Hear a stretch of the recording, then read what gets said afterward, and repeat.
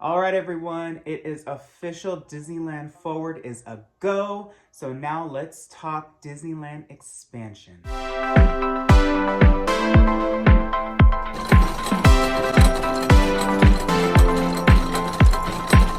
All right, so before we get started on the whole Disneyland Forward project, I wanted to do an overview with you on why Disneyland itself currently cannot expand anymore. I can still remember, I think it was like 2015 or 2016, the Imagineering Anaheim office, we were like in a meeting, and I remember, I think his name was David, who's one of the creative managers there, saying that Disneyland is 98% developed at this point.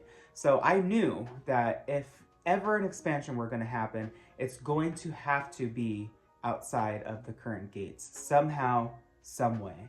And it's really interesting because I also remember, I think it was like 2017 when Disneyland bought, I think the hotel was like Candy Cane Inn. It was on Harbor, and it was that really long, narrow hotel, kind of adjacent to Disneyland's entrance. I think it was more so by like Space Mountain, and they bought that for like $3 million, $3 billion, something like that. And it connected to the Pumbaa parking lot because before Pixar Pier Hotel was planned, that was going to be the expansion. That was going to be the new structure. And now with the whole Pixar Pier done and with this new expansion, of course, more people are going to come. So I'm glad that that structure is finally going to be utilized. But first, let's take a look at Disneyland Backstage currently, because a lot of people don't know what every single building is. I do. So looking at this map on Google Earth, of course, Minnie and Mickey's Runaway Railway kind of sucked up the last bit of Backstage. That used to be this beautiful parade show building where it housed like where they got ready, first of all, more or less like an auditorium for auditions, offices on the second floor, and it also was housed the Mickey Mountains that used to be there. So now that that's the attraction, there's really no space behind Toontown, because that building next to it, if you see this tiny little square, that's actually a cafe, and that's for the executives on this long building right here. And I don't think that's going to go anywhere. Do executives and TDA technically need to be on property? No, I don't think so. But that's another case for another time. But those two things for right now are staying put. Next to that, that L-shaped building is where audio animatronic figure finishing used to be. So we were housed on the second floor, and the bottom floor was the pictorial artists that worked on, as I was telling you, the ride vehicles and the show signage shop, which was a really cool department to work on. If you haven't checked out those videos, I'll link them below. And then behind that, I know you're gonna be saying, but Royce, look at that huge monster building. What's that? I mean, can't that go off property? No, that is where all the huge semis drop off all the merchandise for Disneyland. And from there, they're distributed to all of Disneyland. So that's kind of like the mothership of like clothes, toys, accessories, stuff like that. All right, now let's start on the Disneyland Forward. I am so excited that this is finally approved. Disneyland needs a pretty substantial expansion to remain relevant to today and to compete with competing, obviously, theme parks around the area and the world. Disneyland, of course, is the first Disney park Walt Disney birthed and really just changed the game for theme park design everywhere. And I'm so excited because obviously, let's start with Disneyland's expansion first. A lot of people are saying, oh, it's going to be a mixture of tons of different things. It's going to be like Peter Pan. It's going to be like Tangled. It's not. This is going to be the world of Frozen. Yes, it's coming to Disneyland. I think that there's a YouTuber that actually figured this out as well. His name's Hey Bricky, and he actually did a really good overlay, which I'll show on the screen now, of the actual map and how the footprint just fits perfectly into Anaheim. And yes, Disney will purposely design things for multi-purpose use. Of course, that makes sense, right? So if they have an endless budget, which of course Hong Kong, Tokyo usually does, they're going to utilize that and think ahead. Because if you have a sponsor and they're paying for stuff, this is your opportunity to think, okay, how can we best utilize these new funds? And that's exactly what Disney did. They knew that Frozen is just continually being more and more successful, so they knew that they're gonna wanna bring it to more parks around the world. Think about the park that needs it most. Think about the area that really could utilize an expansion and form it around that, right? So here we are. The format fits just perfectly into this parking lot. Of course, there will be adjustments, which we'll get to, but I mean, come on. It is just such a perfect fit. Who wouldn't want the world of Frozen at Disneyland Resort? My main issue truly with this is the entrance and the exit into the land, because I see that there's a tunnel that's going to connect via Critter Country, which is amazing, right? I mean, Critter Country needs an expansion, but a lot of times people don't realize with tunnels, what's behind there currently. This is a huge route, not only for firefighters, police departments, cast members itself. There's also a character meet and greet house there that's where the characters relax right here. All that has to go somewhere else. There's also a drop-off zone where figures now are dropped off and ready to go ride vehicles. Where's that gonna go?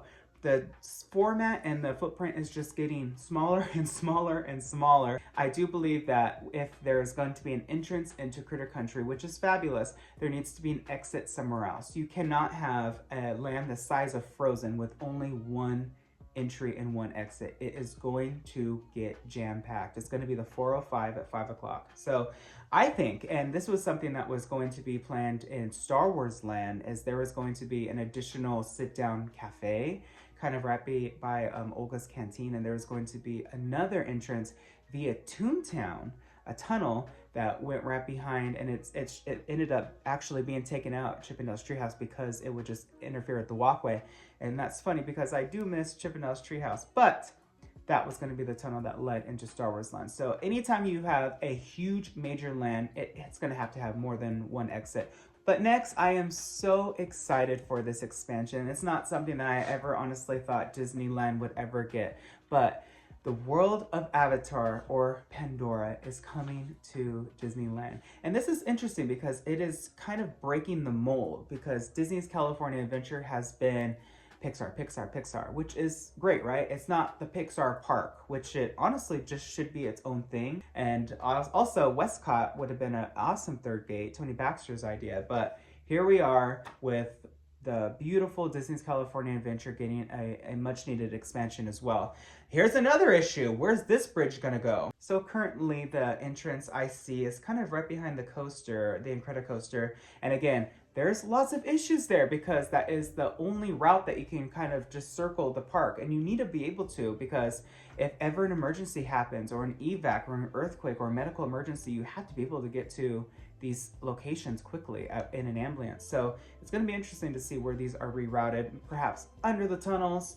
But this expansion, let's talk about it, right? Of course, a lot of people saw the concept art for the new World of Avatar that Bob Iger kind of hinted at, and they're thinking, oh, okay, so are we getting the full exact replica of what Walt Disney World has? No, we're not. We're getting our modified version. It's going to have its own unique attraction. So this right here, and a lot of people are like, well, Disney already has Grizzly River Run. Why are they doing another Rapids ride? This isn't quite like that. Think Pirates of the Caribbean or the new Tangled attraction. It's going to be a nice slow moving boat ride, but it's going to take you through the immersive land of Pandora. And of course, you're going to see some beautiful audio animatronics in there, and it's going to be quite large. So this is going to be phase 1 of that expansion. Phase 2 is going to be what you kind of see now at Walt Disney World with the big, beautiful, tall mountains.